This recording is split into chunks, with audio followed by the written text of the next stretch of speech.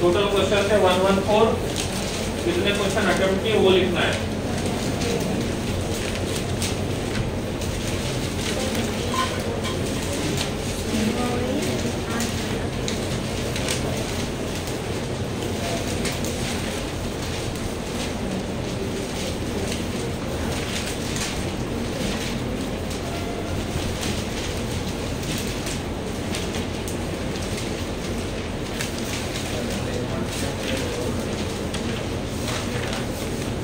Not attempted.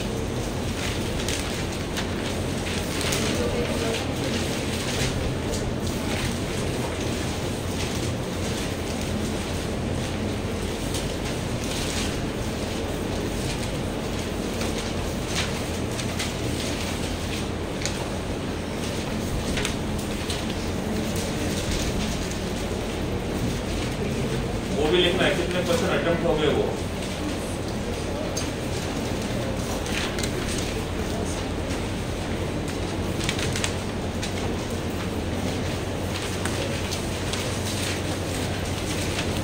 जिनके count करके हो गए वो खड़े हो जाएंगे, जिनके काउंट करना बाकी वो बैठे रहेंगे। तो देखिए काउंट हो जाता है खड़े हो जाना है। काउंटिंग हो गया है तो खड़े हो जाना है।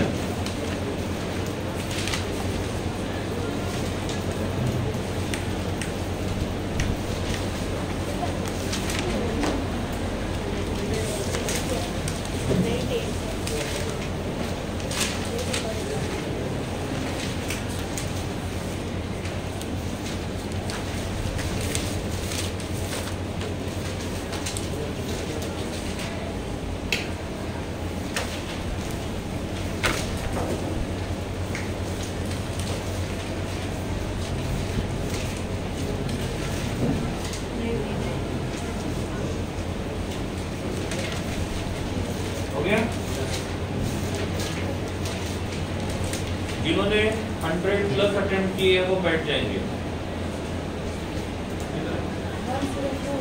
104 वेरी गुड नाइस। ठीक है 95 से ज्यादा अटेम्प्ट किए वो बैठ जाएंगे। पहले हाथ ऊपर करो जिन्होंने जो अभी बैठे थे कितने 95 ओके ठीक है 85 प्लस वाले हैंड रेज करेंगे। 94 86 85 84 94 88 91 86 80 प्लस बैठो 70 प्लस बैठो 60 प्लस 55 प्लस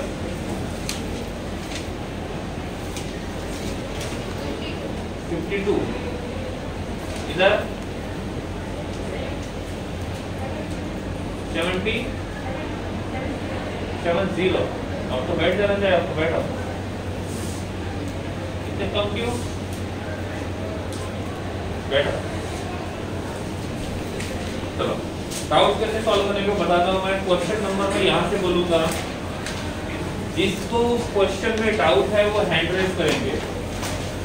जिनको डाउट नहीं है उनका क्वेश्चन नंबर आने तक वो केमिस्ट्री का दूसरा काम कर सकते हैं। ठीक है उनको ध्यान देने की जरूरत नहीं है। क्वेश्चन नंबर बोलूंगा जिसको उस क्वेश्चन में डाउट है वो हैंड रेज करेंगे, वही ध्यान देंगे। बाकी आप अपना काम शांति से कर सकते हो, मैं आपको डिस्टर्ब नहीं करूंगा। लेकिन कंडीशन एक ही है, आपको मुझे डिस्टर्ब नहीं करना होगा। क्लियर हो गया?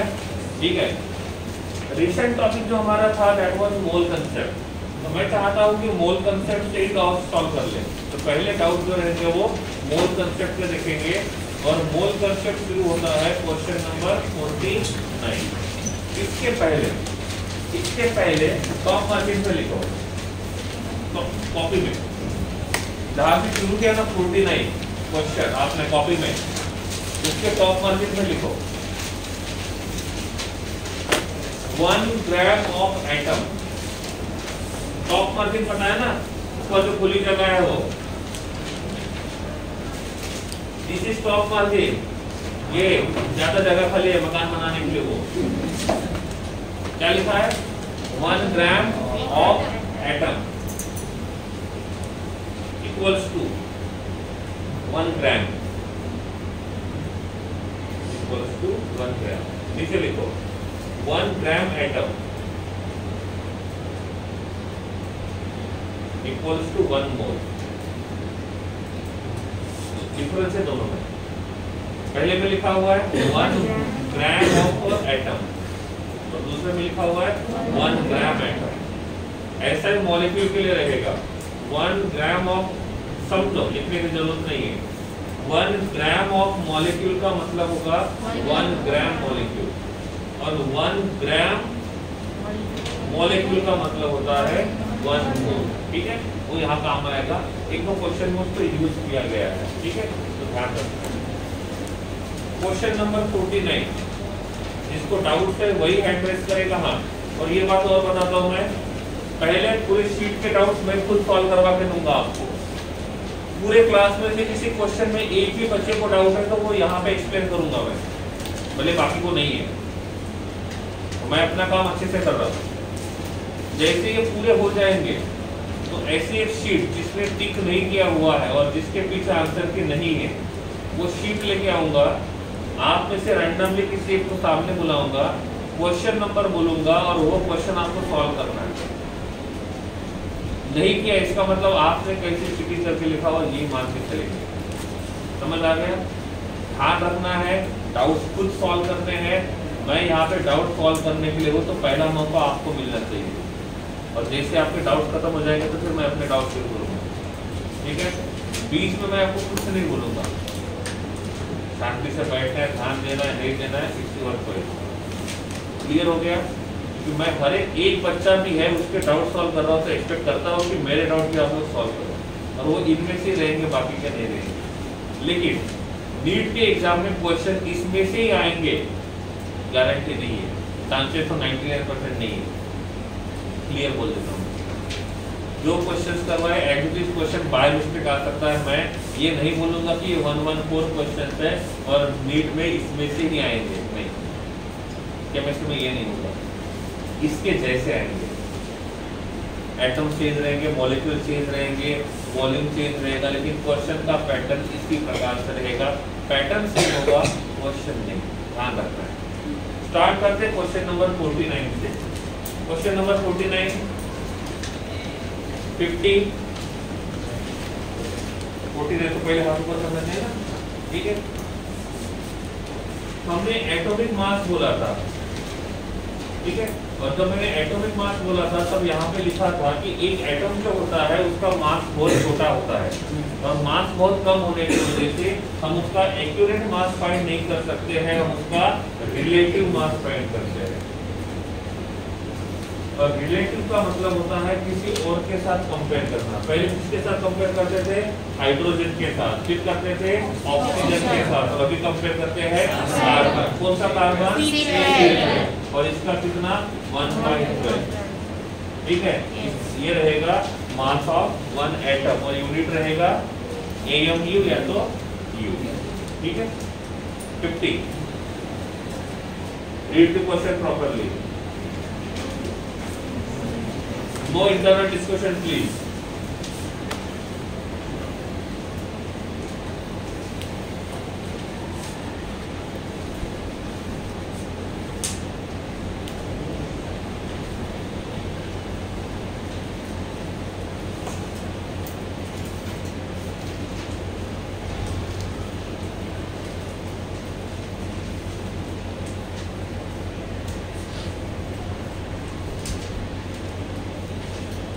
क्लियर?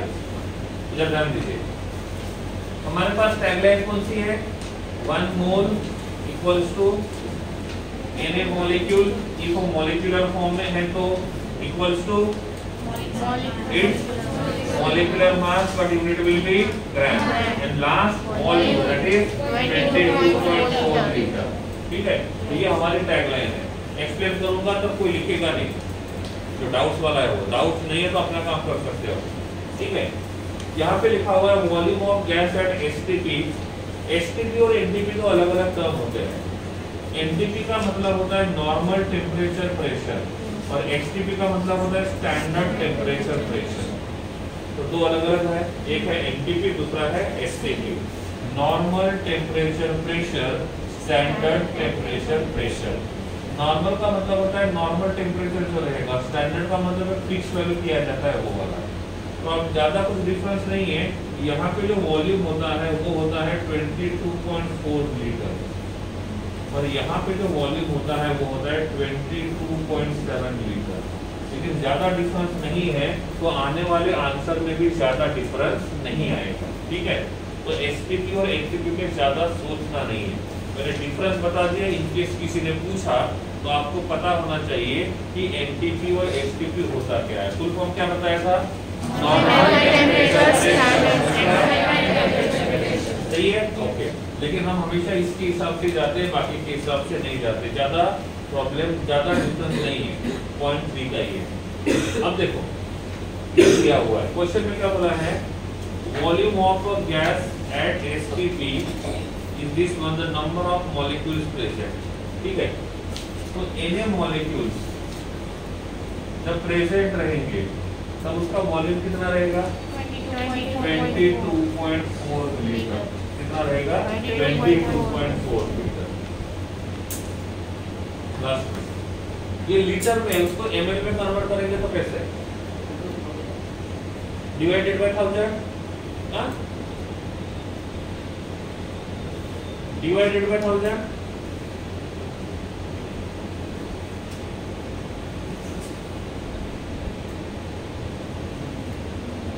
Multiplied by 1000। पक्का लॉक किया जाए? ओके, बैठो।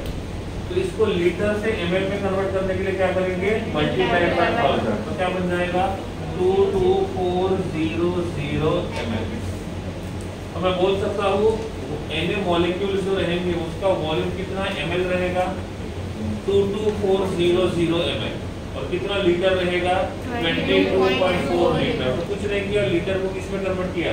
ml। किसमें कन्वर्ट किया? ml। एक बात और, 1 लीटर का मतलब होता है 1 डेसीमीटर क्यूब। 1 लीटर का मतलब होता है 1 डेसीमीटर क्यूब। तो 22.4 लीटर का मतलब कितना डेसीमीटर क्यूब? 22.4 डेसीमीटर क्यूब, ठीक है। 1 ml का मतलब होता है 1 centimetre cube.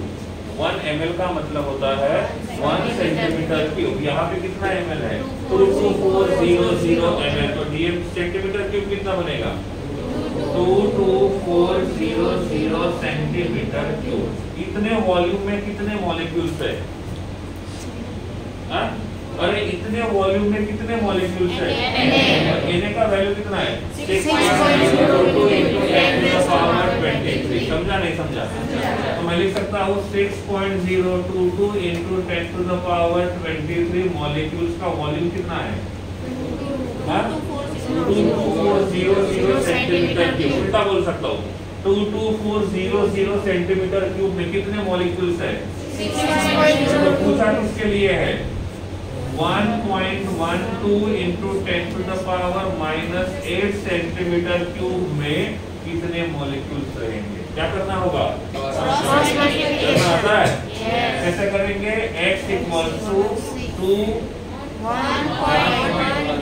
1.12 into 10 to the power -8 into 6.022 into 10 to the power 23 divided by 22400। समझा नहीं समझा? पक्का? मेरा काम हो गया, आगे आपका काम है। कुछ भी नहीं समझता है पूछ लो, क्योंकि वो कुछ भी मैं बाद में पूछूंगा।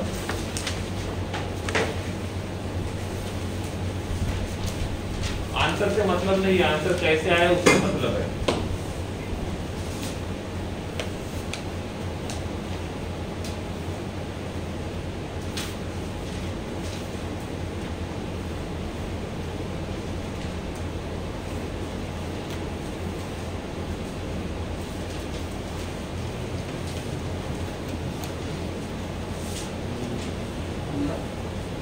सेंटीमीटर जी हाँ, सेंटीमीटर में गिवन है इसलिए, तो ml में गिवन होता तो ml में लिखते, लीटर में होता तो लीटर में लिखते। हमने क्वेश्चन के हिसाब से इसको चेंज किया हुआ है, तो change according to question.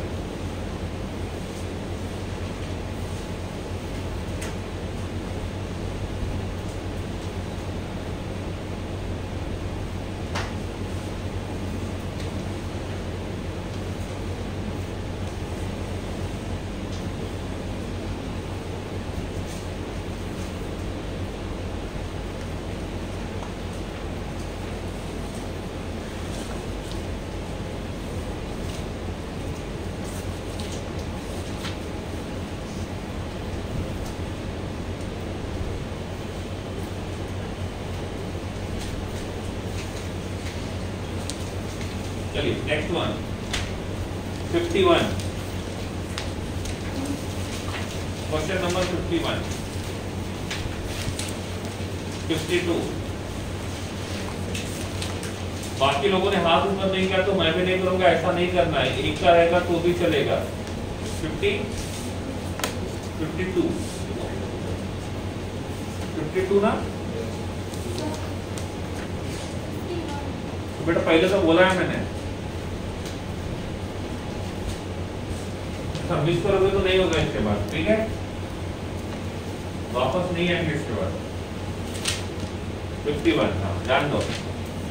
How many types of an atom of sulfur is heavier than the carbon? तो सल्फर और कार्बन इन दोनों का रेशियो पूछा हुआ है, एक एटम का मास। सल्फर के एक एटम का मास कितना होता है 32 और कार्बन का 12, तो इनका सिंपल रेशियो पूछा हुआ है, तो ये बन जाएगा 16/6 और सिंपलीफाई करेंगे तो 8/3, ठीक है। तो सल्फर के एक एटम का मास आता है 32 और कार्बन के एक एटम का मास कितना आता है 12। तो उन्होंने पूछा हुआ है इनके मास का रेशियो क्या रहेगा, रेशियो होना चाहिए 32:12 और सिंपल करेंगे तो 16/6 और सिंपल करेंगे तो 8/3। क्लियर है। क्वेश्चन नंबर 52 रीड करने के लिए बोला था, क्या लिखा हुआ है, the ratio of mass of 1 mole of sodium, mass of 1 mole of sodium, 1 mole of Na का मास कितना होगा 23 ग्राम, कितना रहेगा 23 ग्राम, ठीक है। The mass of ratio of 1 mole of sodium, तो 1 मोल ऑफ सोडियम का मास कितना है 23, इसको मैं x मानता हूँ, इधर ध्यान दो, ठीक है। फिर क्या बोला है, एंड क्या लिखा हुआ है 10⁻23 एटम्स ऑफ सोडियम, इधर ध्यान दो। 1 मोल ऑफ सोडियम, एटम है मॉलिक्यूल है, कितने एटम्स रहेंगे, कितने एटम्स रहेंगे, Na मतलब 6.022 into 10⁻23 एटम्स, और 1 मोल का मास कितना होता है, 1 मोल ऑफ Na का मास कितना होगा 23, तो इतने एटम्स का मास कितना है, तो 23 ग्राम में कितने एटम्स हैं, तो 6.022 into 10⁻23 एटम्स का मास कितना है 23 ग्राम। तो पूछा किसका है 1 into 10⁻23 एटम्स का मास कितना होगा, क्या आएगा, x equals to 1 into 10⁻23 into 23 divided by 6.022 into 10⁻23, सही है।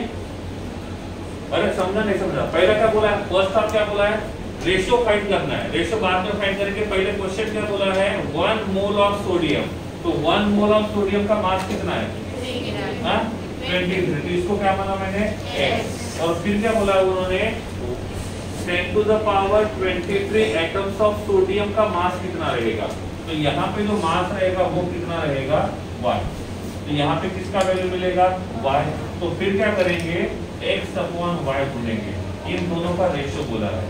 क्वेश्चन पढ़ो एक बार, क्या बोला है? The ratio of mass of 1 mole of sodium, 1 mole of sodium का मास कितना है? x। फिर क्या बोला है?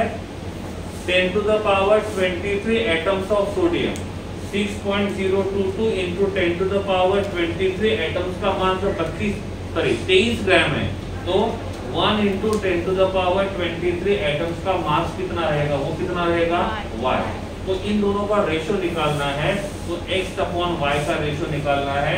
x का वैल्यू कितना है? 23। वैसे किसका वैल्यू निकालोगे? और क्या करोगे? इन दोनों का रेशियो फाइंड करोगे। ठीक है, इतना लिखो पहले।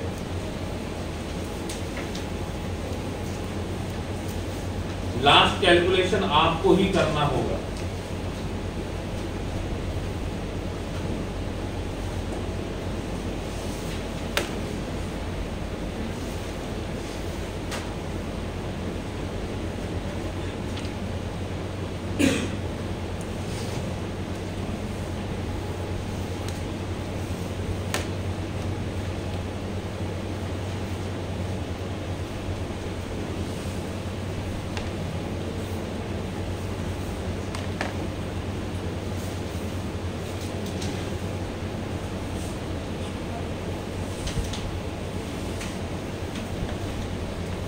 क्लियर? 53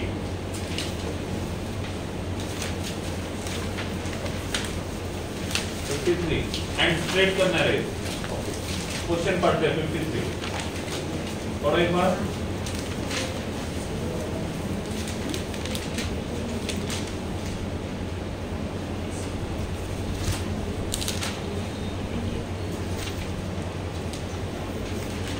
ठीक है, क्या बोला है क्वेश्चन में? सबका कितना क्वांटिटी लेना है और ये देखना है किसके पास नंबर ऑफ एटम्स ज्यादा है या कम है? ज्यादा है। सही है, ओके। पहला कौन है? सिल्वर। सिल्वर क्या होता है? एटम है, मॉलिक्यूल है? एटम। ठीक है, तो इसका 1 मोल होगा, इसका 1 मोल। तो इसके पास एटम्स रहेंगे, मॉलिक्यूल? कैसे पता चला? एटॉमिक फॉर्म में कितने एटम्स रहेंगे? Na atom. कितने एटम? Na। और 1 मोल का मास कितना रहेगा? 109 ग्राम। इसका एटॉमिक मास है 109। ठीक है, इधर ध्यान दो। तो 1 मोल में एटम्स कितने रहेंगे? Na, और उसका मास कितना रहेगा? 109 ग्राम। ठीक है, अब 109 ग्राम में इतने एटम्स है, तो कितने ग्राम बोला उन्होंने? 100। तो 100 ग्राम में कितने एटम्स रहेंगे? क्या आएगा? x equals to 100 into Na upon 109। सही है गलत? ऐसा ही ऑप्शन बी के लिए बोला है। ऑप्शन बी कौन सा है? कार्बन। कार्बन एटम है, मॉलिक्यूल? अरे अकेला है, एक से ज्यादा एटम है ना? हाँ, तो इसका 1 मोल एटम्स रहेंगे, मॉलिक्यूल कितने? Na atom. इसका मास कितना रहेगा? 12 ग्राम। तो 12 ग्राम में कितने एटम्स है? अरे 12 ग्राम में कितने एटम्स है? तो कितने ग्राम के लिए पूछा हुआ है? 100 ग्राम में कितने एटम्स रहेंगे? therefore x equals to 100 into Na upon 12। क्या ऐसा हो रहा है?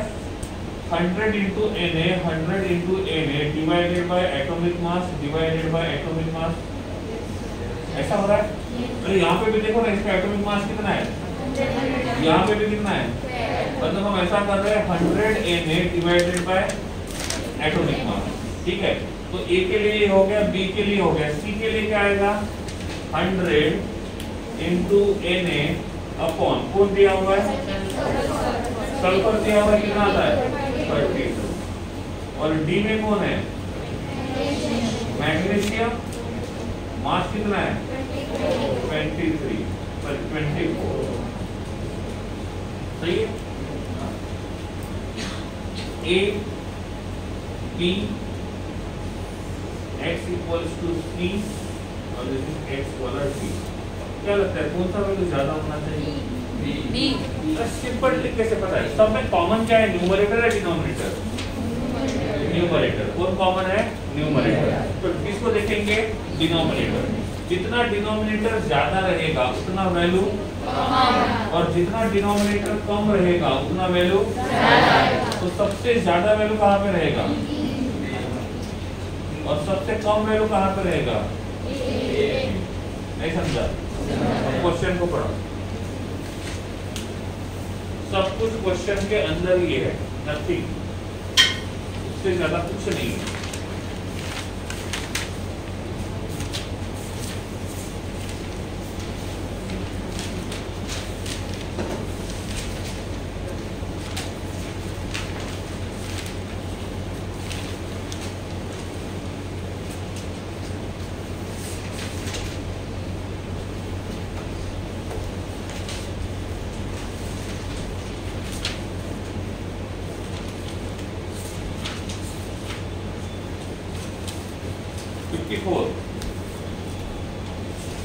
रीड करो एक बार।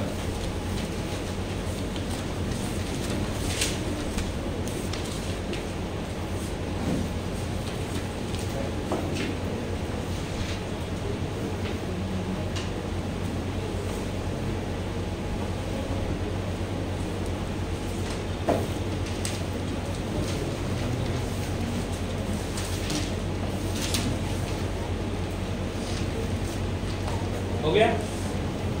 क्वेश्चन में क्या लिखा हुआ है? 1/12 of gram atom of carbon. इसका मतलब क्या हुआ?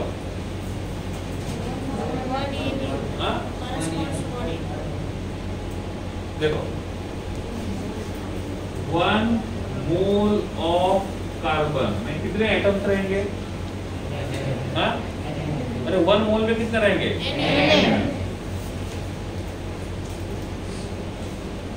यहाँ पे क्या बोला है? मोल्स दिए है, मास दिया हुआ है। टॉप मार्जिन पे क्या लिखा हुआ है? देखो आपके 49 क्वेश्चन जहाँ पे सॉल्व किया ना, उसके टॉप मार्जिन पे क्या लिखा हुआ है? देखो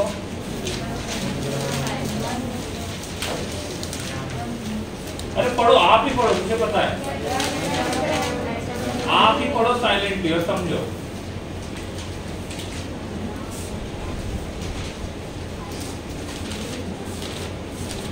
अब बोलो, वो एटम की मोल की बात कर रहे हैं या मास की?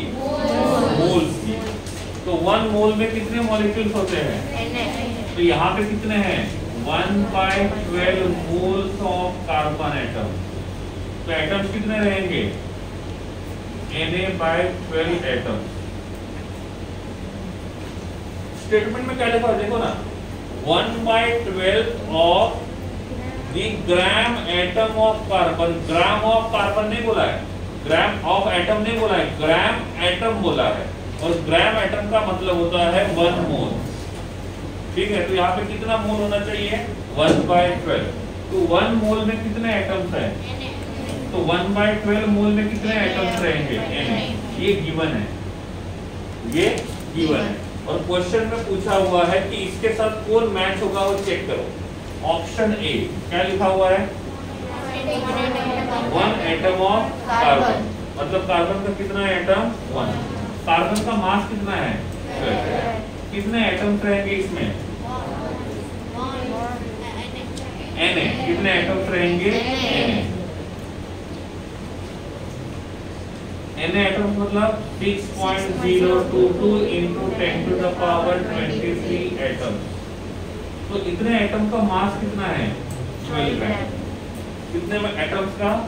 6.022 into 10 to the power 23 atoms का मास कितना है? 12। उसने पूछा किसका है? ऑप्शन में देखो 1 एटम ऑफ कार्बन। तो इतने एटम्स का मास इतना है, तो एक एटम का मास कितना होगा? समझा क्वेश्चन?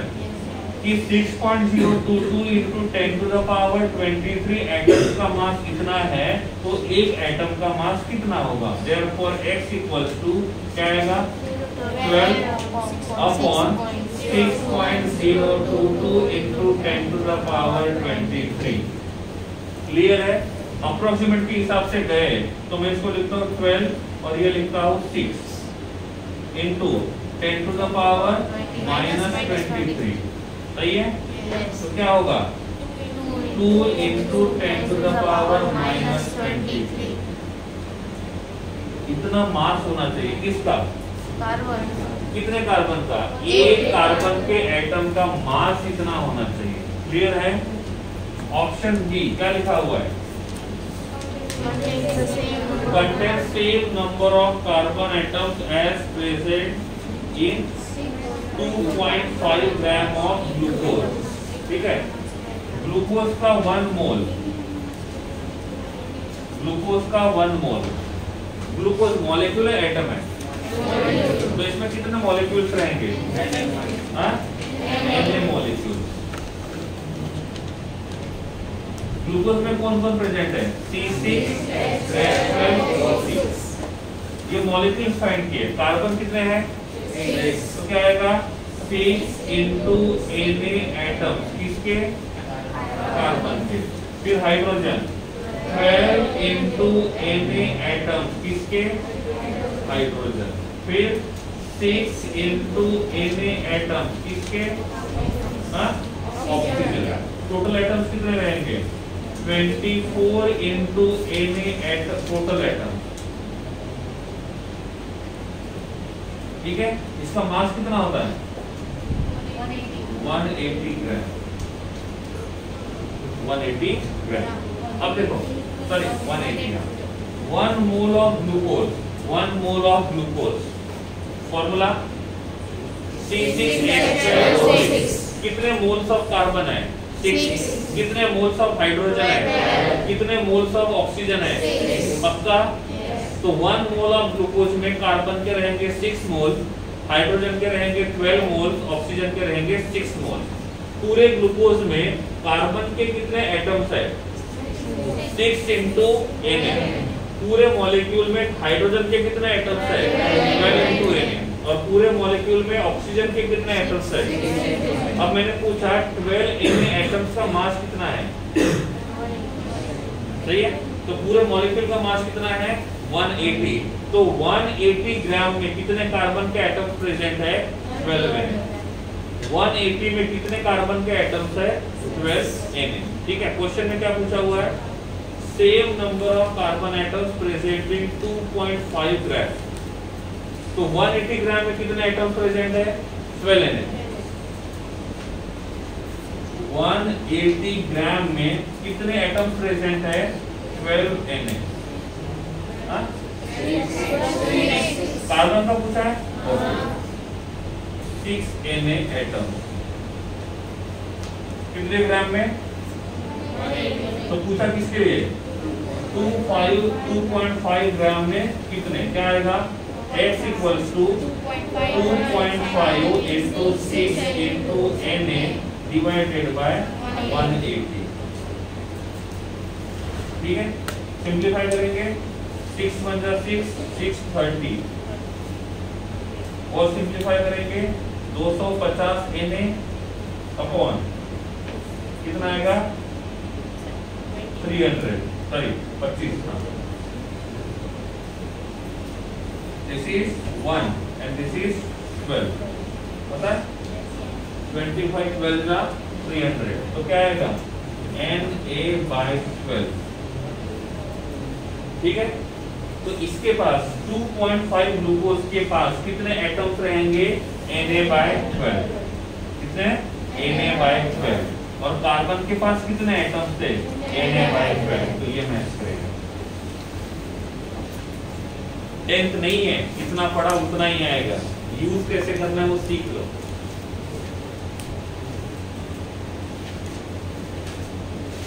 उससे बड़ी बात यही क्वेश्चन आ गया, ऐसी गारंटी नहीं है।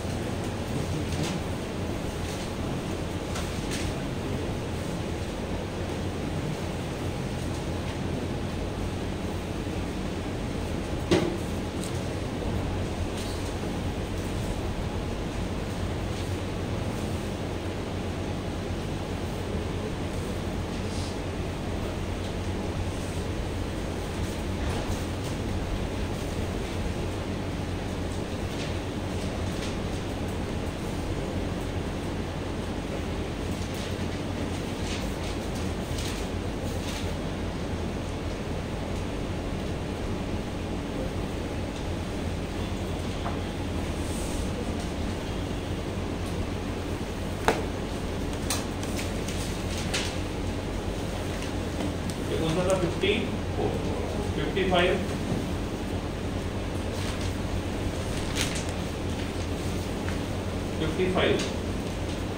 56, 8 कर लो।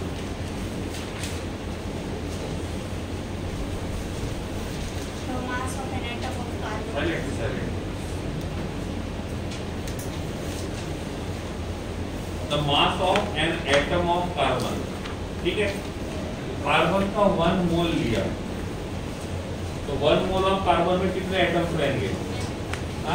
6.022 into 10 to the power 23 atoms. सही है गलत? तो 1 मोल में कितने एटम्स रहेंगे? 6.022 into 10 to the power 23 atom. और इस 1 मोल का मास कितना होगा? 12 ग्राम।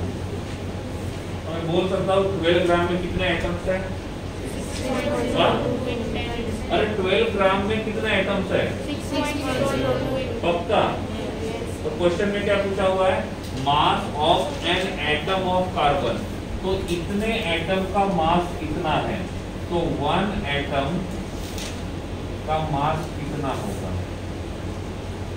Therefore x equals to 12 upon 6.022 into 10 to the power 23 unit gram। कैसे?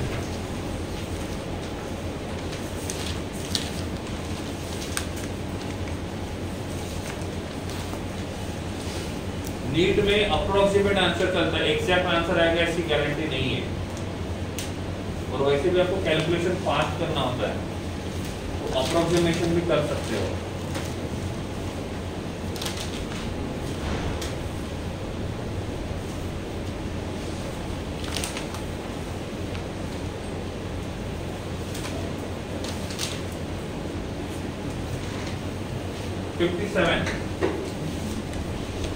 and straight, okay, and done।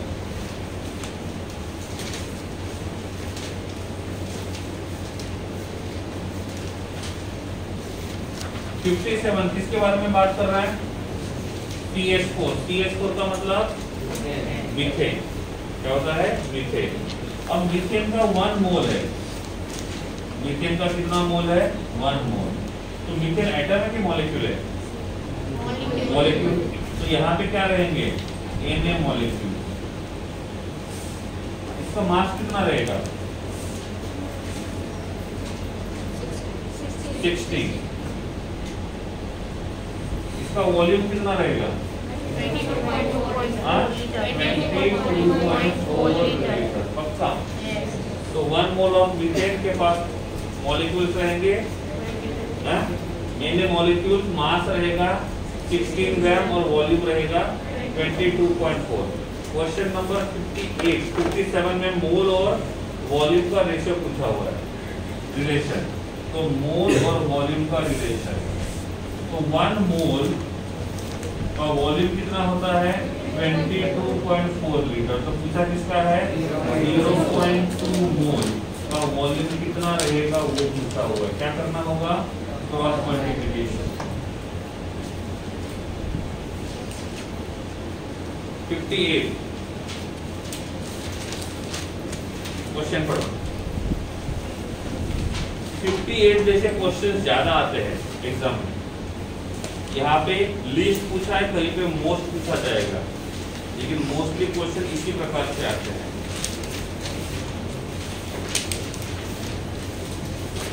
Question read करो अच्छे से।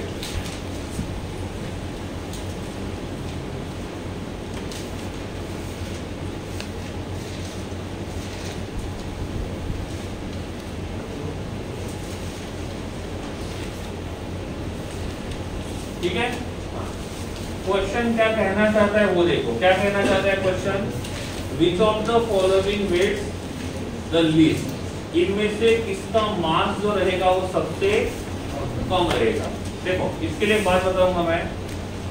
सपोज कहीं पे लिखा हुआ है नाइट्रोजन गैस, क्या लिखा हुआ है? Nitrogen gas. इसका मतलब वो N2 की बात कर रहे हैं। किसकी? लेकिन उन्होंने सिर्फ N लिखा हुआ है, इसका मतलब वो N की ही बात कर रहे हैं, N2 की बात नहीं कर रहे। उन्होंने वर्ड में लिखा हुआ है हाइड्रोजन गैस, तो हाइड्रोजन लिखा हुआ है, इसका मतलब वो किसकी बात कर रहे हैं? H2 की। उन्होंने क्वेश्चन में लिखा हुआ है H, इसका मतलब बात किसकी करेंगे? H। देखो N और N2 दोनों अलग है, क्योंकि मॉलिक्यूलर मास जब फाइंड करोगे तो N2 का कितना रहेगा? 28 और N का कितना रहेगा? 14। तो ये बात आ सकती है, इसलिए ध्यान रखना है वर्ड में लिखा हुआ है तो इसका मतलब N2 है, और सिंबल लिखा हुआ है इसका मतलब N है। सिंबल लिखा है तो N है। अब क्वेश्चन में पूछा है इनमें से किसका वेट सबसे कम है। क्वेश्चन ये भी पूछा जाएगा इनमें से किसका वेट सबसे ज्यादा है। ठीक है, तो ऑप्शन ए क्या कहते हैं? 2 gram atom of nitrogen. 2 gram atom मतलब 2 ग्राम एटम। अरे 1 ग्राम एटम का मतलब 1 मोल, तो 2 ग्राम एटम का मतलब 2 मोल्स ऑफ नाइट्रोजन लिखा हुआ है, N लिखा हुआ है, तो ये N2 नहीं है, वो N है। एटम है, मॉलिक्यूल है, एटम। तो इसके पास कितने पार्टिकल्स रहेंगे, कितने एटम्स रहेंगे? 2 Na रहेंगे ना। अरे 1 मोल के पास 1 Na, तो 2 मोल के पास पक्का? ओके। एक नाइट्रोजन का मास कितना है? 14। तो कितने नाइट्रोजन है? 2 मोल। अरे 1 मोल ऑफ N का कितना होता है? 14। तो 2 मोल्स का कितना रहेगा? 28। तो इसका मास रहेगा 28 ग्राम। कितना रहेगा? 28 ग्राम। ऑप्शन ए को पढ़ लो। 2 लेक्चर ज्यादा लगेंगे तो चलेगा, लेकिन समझ में आना चाहिए।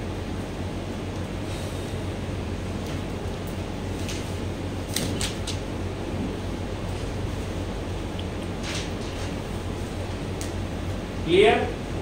समझा? ऑप्शन बी मतलब ऑप्शन ए का मास कितना हुआ? 28। ऑप्शन बी क्या कहता है? 3 into 10 to the power 23 atoms of carbon। ठीक है, कार्बन Na एटम्स होते हैं ऑफ कार्बन, तो मास कितना रहेगा? 12 ग्राम। सही है। Na का वैल्यू कितना है? 6.022 into 10 to the power 23 atoms का मास रहेगा 12 ग्राम। तो पूछा क्या है? 3 into 10 to the power 23। इसको अप्रोक्सीमेट 6 कंसीडर करो, कोई फर्क नहीं पड़ेगा। तो 6 into 10 to the power 23 का मास कितना है? 12। तो उन्होंने पूछा हुआ है 3 into 10 to the power 23 का मास कितना रहेगा? 6 ग्राम। मिल गया? अरे तो पहले का मास कितना है? 28। दूसरे का मास कितना है? समझा नहीं समझा? ओके। ऑप्शन सी क्या कहता है? 20 ग्राम ऑफ, तो क्लियर ही दिया हुआ है कितना? 20 ग्राम क्लियरली गिवन ही है। Option D 1 mole of SO2। 1 mole of SO2 का मास कितना रहेगा? सल्फर का रहेगा 32, ऑक्सीजन का रहेगा 16 और 16 32, कितना हो गया? 64 हो गया। क्या मिला? अरे वो छोड़ो, पहले समझा कि नहीं वो देखो। क्वेश्चन क्या आएगा पता है इसके ऊपर? पहली बार, इनमें से किसका मास सबसे ज्यादा है? उसका सबसे कम या तो ये पूछा जाएगा। देखो सिंपल क्वेश्चन हुआ ये, सिंपल। इस टॉपिक का सिंपल क्वेश्चन क्या हो पता है क्या? इनमें से किसका मास सबसे ज्यादा है और किसका मास सबसे कम है। इनमें अच्छी बात क्या है, मैं क्वेश्चन सेट करूंगा तो ऐसा नहीं, मैं क्वेश्चन सेट करूंगा इनके मास के इंक्रीजिंग ऑर्डर के हिसाब से नंबर लगाना। सबसे पहले क्या करना पड़ेगा? सबका मास कैलकुलेट करना होगा, फिर ये देखना पड़ेगा किसका मास सबसे ज्यादा है। सबसे ज्यादा कौन है? ज्यादा डी फॉर डॉग।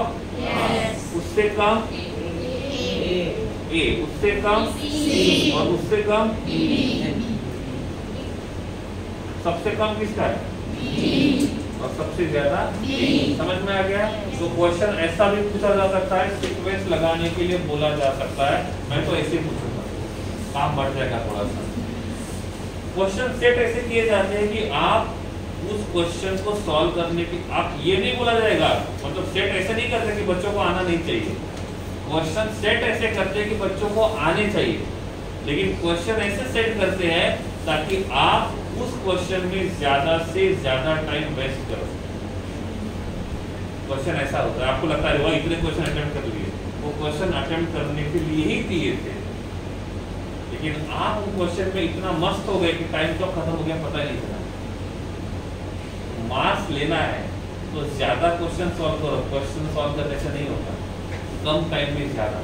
तो क्वेश्चन में टाइम ऐसे बढ़ाया जाता है, मतलब एक क्वेश्चन को सॉल्व करने के लिए 3 मिनट चलेंगे कम से कम, तो बच्चे 2 क्वेश्चन छूट गए, क्योंकि 180 मिनट में 180 क्वेश्चन सॉल्व करना होता है। उनमें से 45 क्वेश्चन फिजिक्स के भी होते हैं, जिनको सॉल्व करने के लिए नॉर्मली ज़्यादा टाइम लगता है। ठीक है, तो ऐसा होता है कैलकुलेशन। तो ऑप्शन कौन सा है? लीस्ट पूछा है, मोस्ट। ऑप्शन बी नहीं समझा। क्वेश्चन नंबर कौन सा है? 58। ठीक है, मैं तो ये सोचता समझा तो लिखना क्यों है, जरूरी होता है? अरे हाँ या नहीं? हाँ बोले तो टाइम दूंगा, नहीं बोलेगा तो नहीं दूंगा। हाँ या नहीं? तो अब आ जाएगा।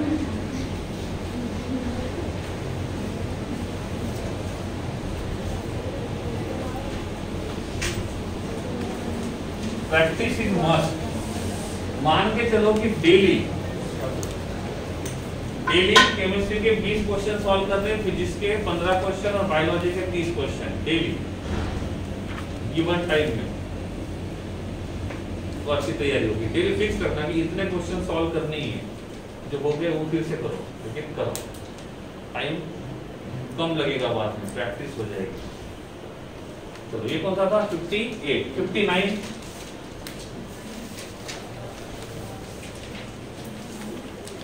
चलो सिंपल है। 1 हाइड्रोजन बोला है, मतलब क्या बोला है? H या H2?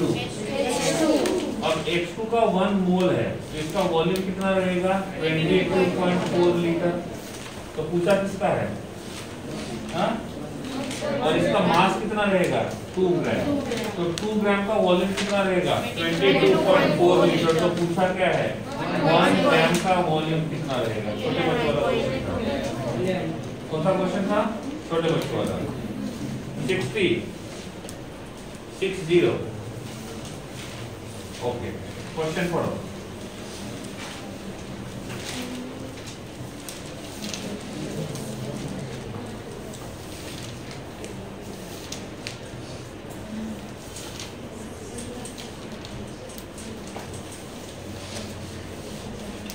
इसकी बात करें 16 में CH4 सही है। कार्बन के कितने मोल है? 1। हाइड्रोजन के कितने मोल है? 4। पक्का ना? 1 मोल ऑफ CH4 मॉलिक्यूल है, एटम है? कितने मॉलिक्यूल्स रहेंगे? Na molecules. मास कितना रहेगा? 16 ग्राम। वॉल्यूम कितना रहेगा? 22.4 लीटर। सही है। मॉलिक्यूल से एटम्स ढूंढने कार्बन के, कार्बन का एटॉमिसिटी कितना है? 1। क्या आएगा?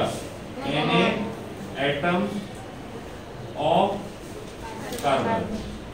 फिर हाइड्रोजन के मोल एटॉमिसिटी कितना है? 4 Na एटम्स ऑफ हाइड्रोजन। सही है गलत? ठीक है, ऐसे कैलकुलेट कर सकते हैं। क्या पूछा है वो देखते हैं। 1 mole of a methane contains 6.022 मतलब Na एटम्स ऑफ हाइड्रोजन। हाँ कितना है? तो पहला सही है गलत है? गलत है। दूसरा 4 gram atom of hydrogen. 4 gram atom का मतलब क्या होता है? लिखो ब्रैकेट में 4 मोल।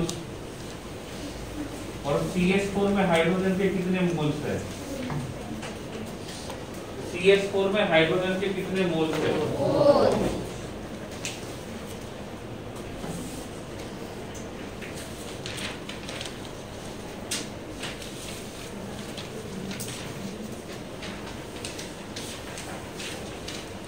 49 से लेकर 60 एक बार देख लो। 1 hour only 11 क्वेश्चन। स्पीड देखो, डॉक्टर बनना है। देखो एक बार 49 से 60 के बीच में कुछ छूट गया होगा तो बोल दो।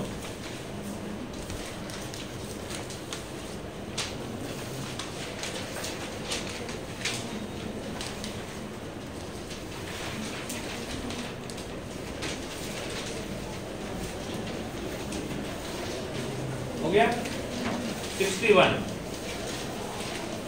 क्वेश्चन पढ़ो।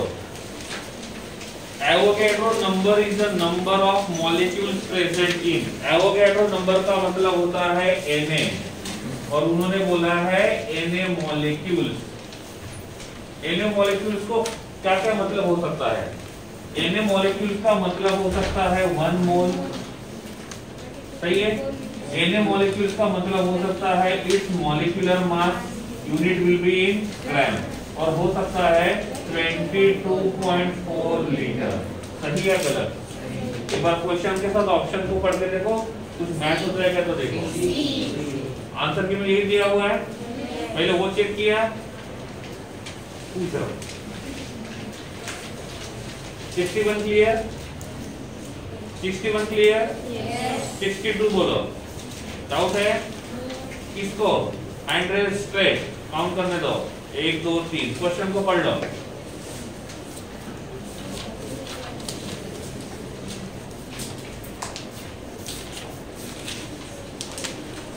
ओके, वो बात किसकी कर रहे हैं? किसकी बात कर रहे हैं? ओजोन की। किसकी बात कर रहे हैं? ओजोन। ओजोन का 1 मोल। ओजोन एटम है मॉलिक्यूल है? तो कितने मॉलिक्यूल्स रहेंगे? Na molecule. कितने मॉलिक्यूल? Na। इसका मास कितना रहेगा? 16 into 3 48 ग्राम, और इसका वॉल्यूम कितना रहेगा? 22.4 लीटर। ये हमारा स्टैंडर्ड है। पूछा क्या है वो देखते हैं। नंबर ऑफ मॉलिक्यूल्स इन 16 ग्राम, ठीक है। तो 48 ग्राम में कितने मॉलिक्यूल्स है? Na molecules. तो पूछा किसके लिए है? 16 ग्राम में कितने मॉलिक्यूल्स रहेंगे? x equals to 16 into Na divided by 48, और ये मिलेंगे मॉलिक्यूल्स। सही है? O3 है, O2 नहीं है, O3 है। तो O3 का 1 मोल जब रहेगा तो उसमें मॉलिक्यूल्स रहेंगे Na, उसका मास रहेगा 48 और उसका वॉल्यूम रहेगा 22.4। क्वेश्चन में नंबर ऑफ मॉलिक्यूल्स और मास इनका रिलेशन पूछा हुआ है। 48 ग्राम में इतने मॉलिक्यूल्स रहेंगे तो 16 ग्राम में कितने मॉलिक्यूल्स रहेंगे? ये था क्वेश्चन नंबर 62।